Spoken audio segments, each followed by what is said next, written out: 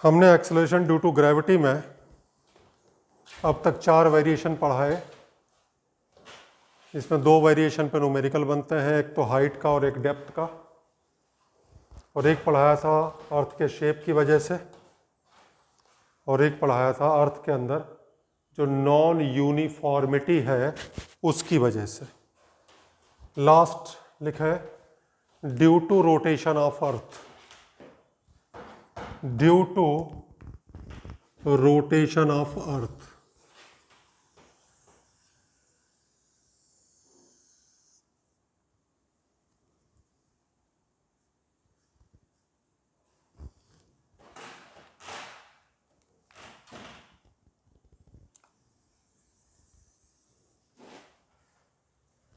अर्थ अपनी एक्सिस पे रोटेट कर रही है, और हमने कहा था जब कोई बॉडी रोटेट करती है तो उसका हर पॉइंट सर्कुलर मोशन करता है।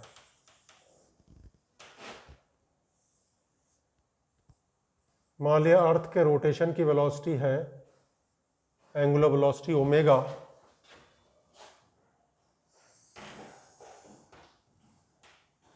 ये तो हो गया इक्वेटर, ये हो गई मेरिडियन। हम किसी ऐसी जगह की बात कर रहे हैं, इस जगह की, इस जगह को हमने ज्वाइन कर दिया,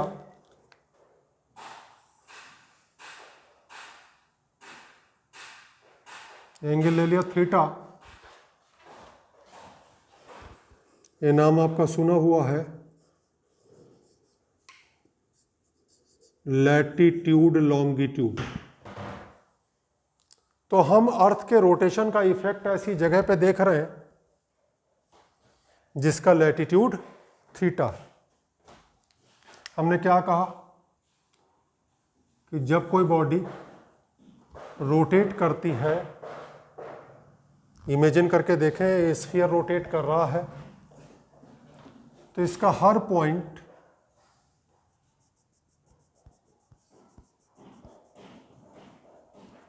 सर्कुलर मोशन कर रहा है।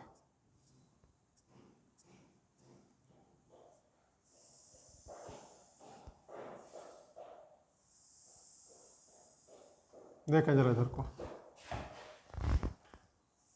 अर्थ इस तरीके से रोटेट कर रही है, ये पॉइंट इस तरह से सर्कल में मूव कर रहा है। इस बॉडी के सर्कुलर मोशन का सेंटर ए है, ये नहीं है सेंटर। सर्किल 2 डायमेंशन फिगर होती है, ये स्फीयर का सेंटर है, ये अर्थ का सेंटर है। ये है सर्किल की रेडियस, और ये है अर्थ की रेडियस।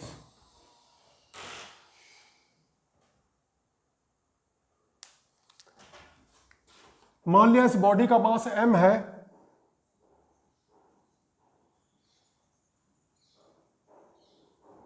तो इसका वेट mg एक्ट कर रहा है टूवर्ड्स द सेंटर ऑफ अर्थ। और जब कोई बॉडी सर्कुलर मोशन करती है तो सेंट्रीफ्यूगल फोर्स लगता है। किधर लगता है? Away from the centre of circle, इधर लगेगा सेंट्रीफ्यूगल फोर्स, क्योंकि सर्किल का सेंटर ये है। सेंट्रीफ्यूगल फोर्स हमने आपको पढ़ाया है mv² अपॉन r, और v इक्वल्स टू हमने पढ़ाया है आपको r ओमेगा। तो यहाँ v की जगह r ओमेगा रख दो तो सेंट्रीफ्यूगल फोर्स आ जाएगा mr ओमेगा²। इधर लग रहा है mr ओमेगा²। इसका अगर हम इधर कंपोनेंट लें, ये कोई एंगल थीटा है तो एंगल भी थीटा हुआ, तो ये हो गया mr ओमेगा²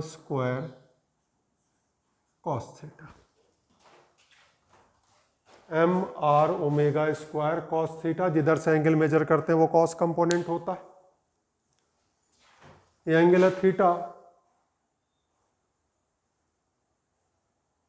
तो एंगल भी हुआ थीटा। वहां अगर हम लिखें cos theta R upon R, तो यहां से आर की वैल्यू आ गई capital R cos theta, small R की जगह रख दिया कैपिटल आर कॉस थीटा, ये आ गया M R omega square cos square theta. आराम से देख लो, लिख लो, फिर आगे शुरू करते हैं। लिखो पहले इतना, ये चीज़ समझ में आ गई। इस आर की जगह रख दिया आर कॉस थीटा, एक कॉस थीटा पहले से था, M R omega square cos square theta. देख ले,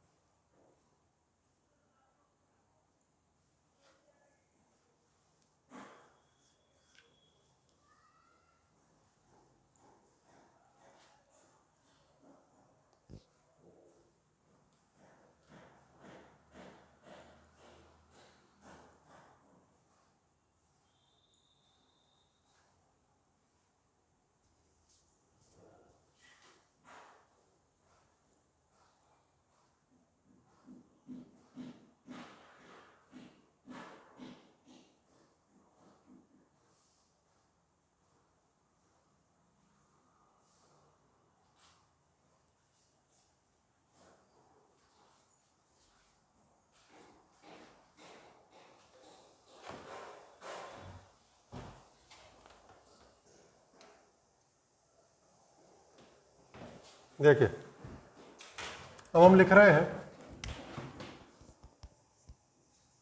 नेट फोर्स टूवर्ड्स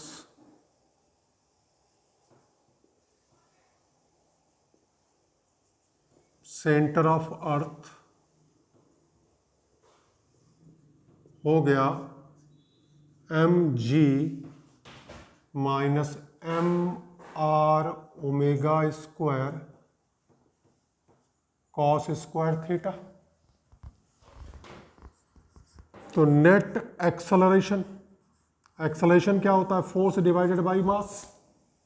इस पूरी लाइन को मास से डिवाइड कर दो, G minus are omega square cos square theta. इस नेट एक्सेलरेशन को नाम दे दिया जी डैश।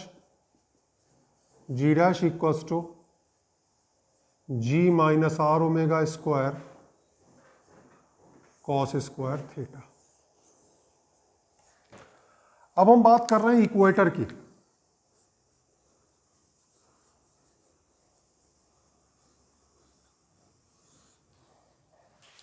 इक्वेटर का मतलब ये पॉइंट यहां पे आ गया और ये पॉइंट यहां पे आ गया, तो थीटा जीरो हो गया।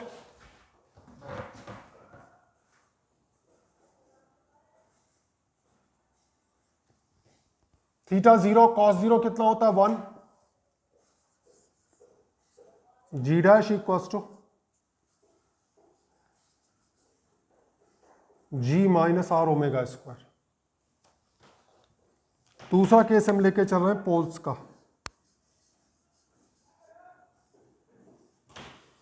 पोल्स का मतलब ये पॉइंट यहां आ गया और ये पॉइंट यहां आ गया, तो थीटा 90 हो गया।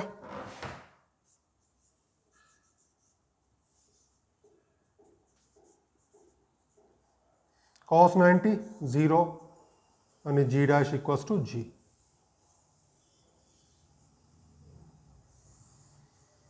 यानी अर्थ के रोटेशन का पोल्स पे कोई इफेक्ट नहीं है।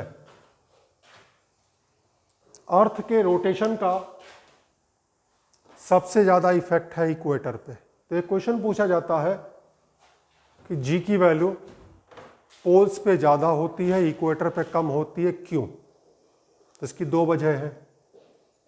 एक वजह तो पढ़ा चुका हूँ, पोल्स पे रेडियस कम होती है, और दूसरी वजह अभी पढ़ाई कि पोल्स पे अर्थ के रोटेशन का कोई इफेक्ट नहीं होता। लिख ले, there is no effect on the value of acceleration due to gravity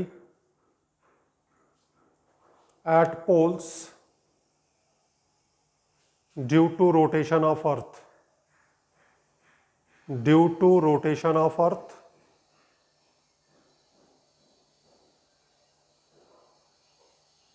the maximum effect is at the equator.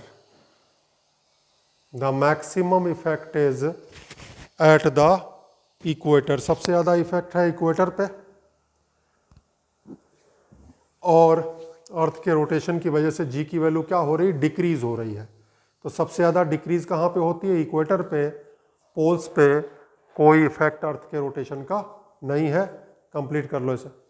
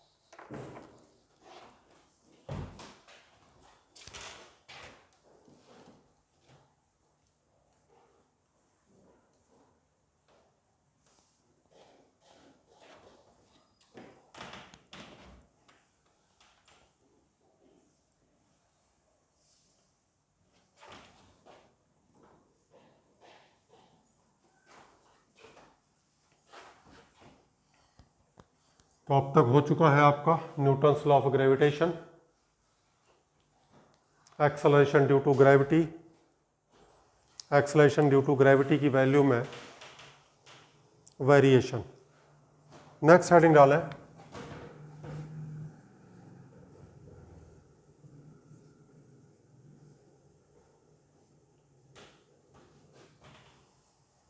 Kepler's laws of orbital motion.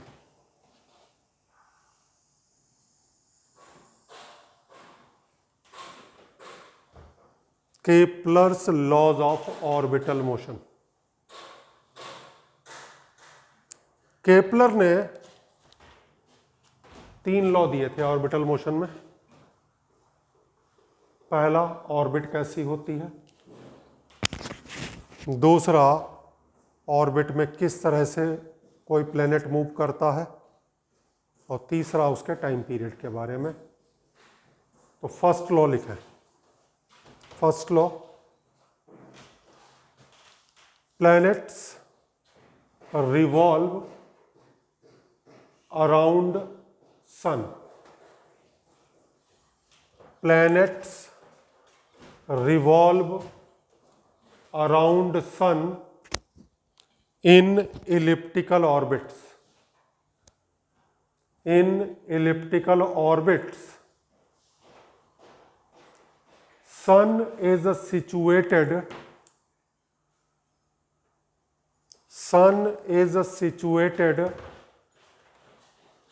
at one of its focus.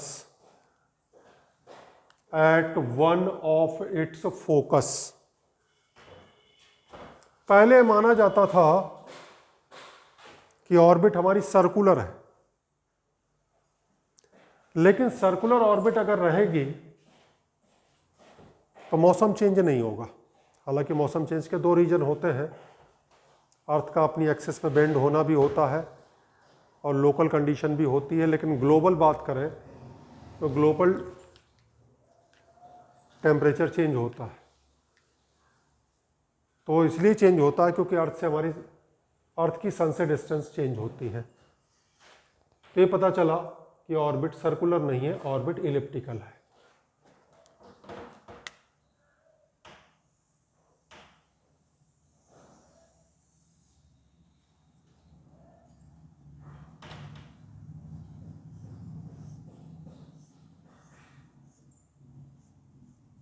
ये orbit है elliptical. और सन कहाँ होता है? Ellipse के एक focus पे होता है। अब इलिप्स में दो फोकस होते हैं, तो किसी भी एक फोकस पे सन होता है।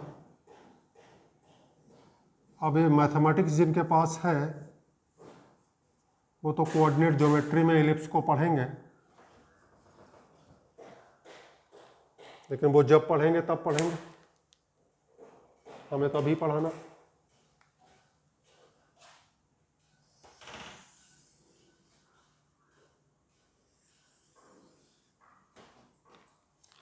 ये हो गया इलिप्स का सेंटर 0 0। दो फोकस होते हैं, एक यहां पे होता है और एक यहां पे होता है। तो उसने कहा planets revolve around sun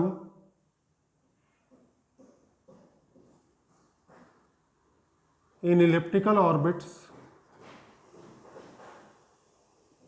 and sun is situated at one of its focus। Class 11th यहीं तक है। इसके आगे अब जो मैं कुछ बताने जा रहा हूँ ये कंपटीशन का पार्ट है, इसकी मैथमेटिकल एनालिसिस।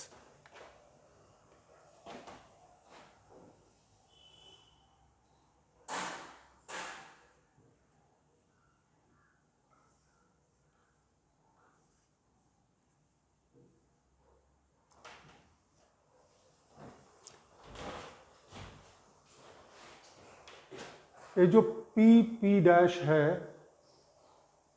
इसे कहते हैं मेजर एक्सिस।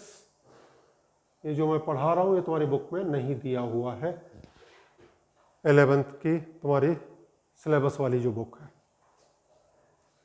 और जो Q डैश है इसे कहते हैं माइनर एक्सिस।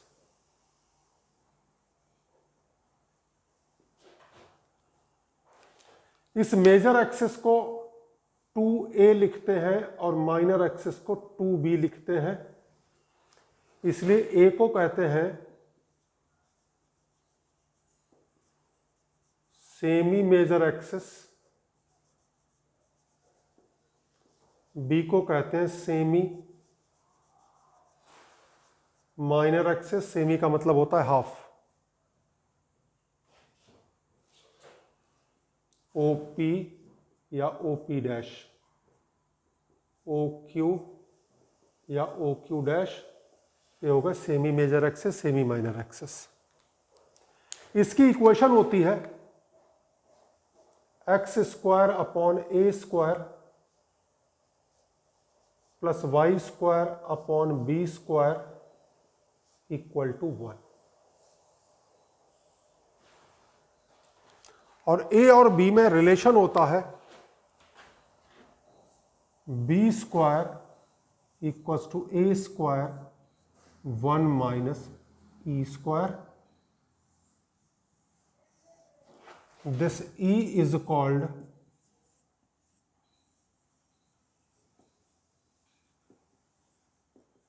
eccentricity. लिखो इतना.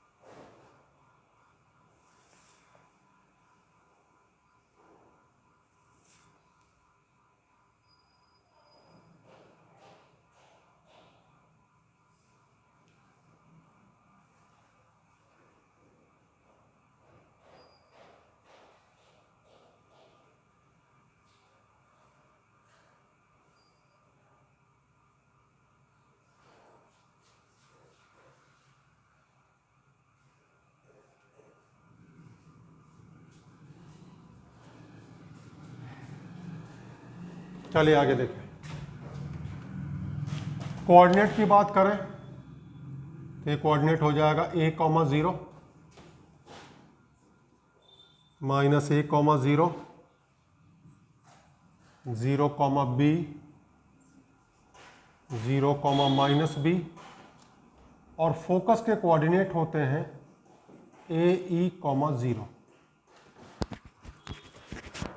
ए ई 0, ई का नाम है इसेंट्रिसिटी. कैसे निकालेंगे ये लिखा हुआ.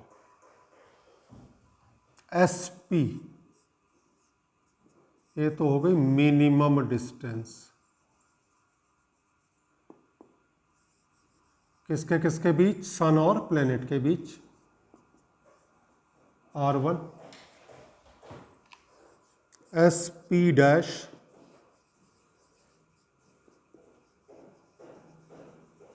मैक्सिमम डिस्टेंस कितना? R2. अब देखें जरा आराम से. R1 हो जाएगा a minus a e a 1 minus e. R2 a plus a e a 1 plus e. और यहाँ से आ गया maximum distance upon minimum distance 1 plus e upon 1 minus e. तो ये जो मैं मैथमेटिकल एनालिसिस बता रहा हूँ ये कॉम्पिटिशन्स के लिए बता रहा हूँ. जिनके पास मैथमेटिक्स है वो इसे मैथ्स में भी पढ़ेंगे.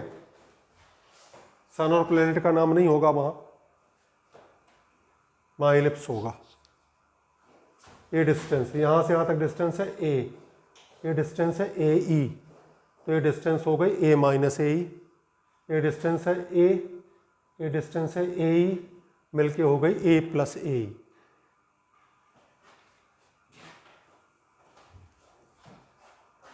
एक चीज और बता देते हैं.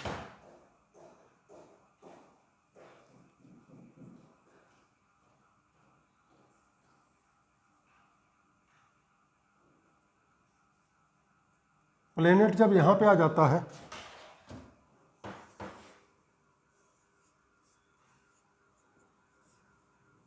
इस डिस्टेंस को हमने r लिख दिया.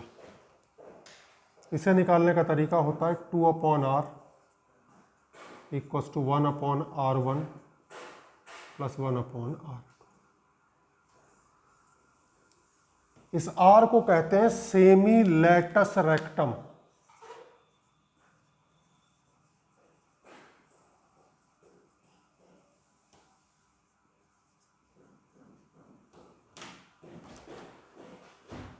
लेटस रेक्टम एक लाइन होती है जो फोकस से पास होती है और प्रिंसिपल एक्सिस के परपेंडिकुलर होती है, उसका आधा हिस्सा है. तो ये चीज़ जो मैंने पढ़ाई अभी, ये ना इससे पहले कि आपकी पढ़ी हुई है ना इससे पहले कि आपकी सुनी हुई है. दिक्कत है 2-3 बार इन्हें देखो और रफ कॉपी पे प्रैक्टिस कर लो, ये कंपटीशन में काम आएगा।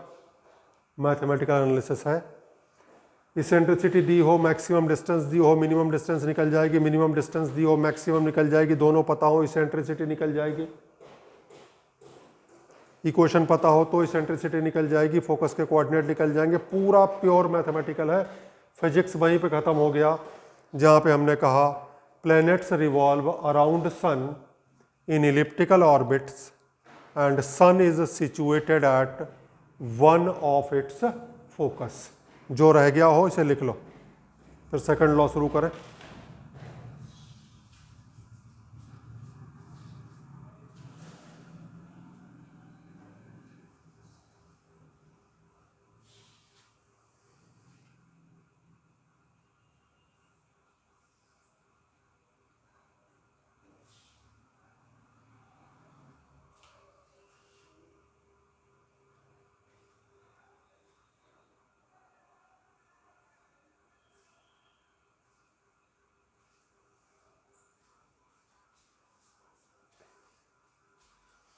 तो आज हमने केपलर का आपको फर्स्ट लॉ पढ़ाया। नेक्स्ट लेक्चर में पढ़ाएंगे सेकंड लॉ और थर्ड लॉ, क्योंकि पहले जो पढ़ा चुके हैं इस पे जो क्वेश्चन बनते हैं पहले वो कर लिए जाए।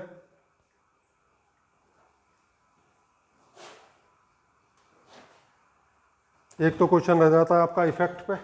कौन सा effect? Due to rotation of earth.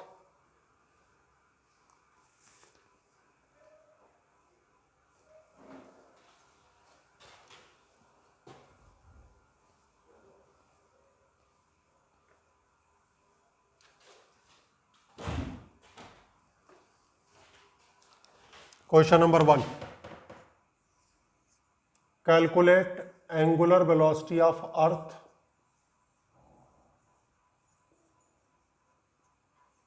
About on axis. ये 2 बार निकलवा चुका हूं, एक बार सर्कुलर मोशन में, एक बार रोटेशन मैकेनिक्स में। ओमेगा कैसे निकालते हैं? ओमेगा होता है 2 पाई अपॉन टी। टी क्या होता है? Time period. और हमें पता है अर्थ का टाइम पीरियड अपनी एक्सिस पे 24 आवर होता है, लेकिन सेकंड में पुट करना पड़ेगा। और ये स्टैंडर्ड वैल्यू है, इसे याद कर लेना है, काम आएगी क्वेश्चंस में। Question number 2, suppose earth stops rotating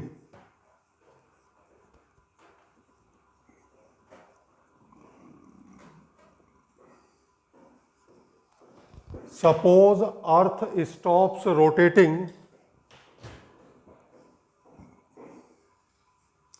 how will it affect acceleration due to gravity? Number 1,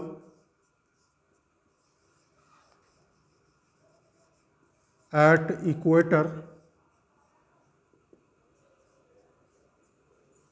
number 2, at poles.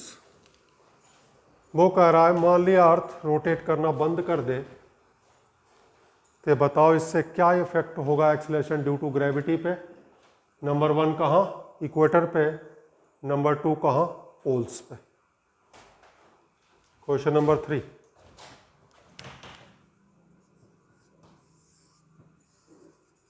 Calculate that angular velocity of earth at which objects situated at equator will become weightless.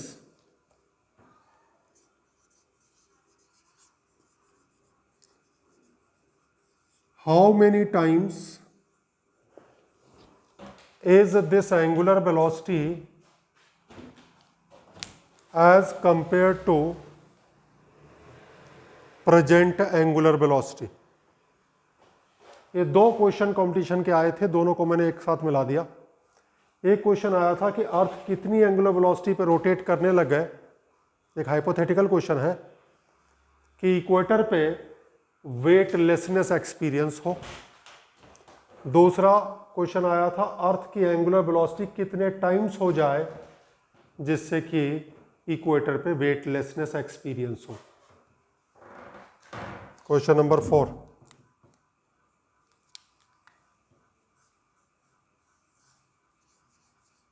Maximum and minimum distance of earth from sun are 1.04 AU and 0.98 AU. Find eccentricity. AU समझ गए, अभी इसका नाम बताया था astronomical unit. तो maximum distance है 1.04 AU, minimum distance है 0.98 AU। हमें इसेंट्रिसिटी निकालनी है। क्या निकालनी है? इसेंट्रिसिटी। अगला,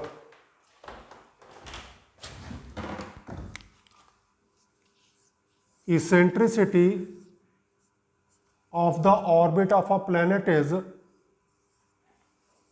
0.96. If maximum distance is 5.5 AU, find minimum distance of a planet from the sun. Planet from the sun, 5 question है। Take a time of 15 minutes. Next video में इनके आंसर चेक करें।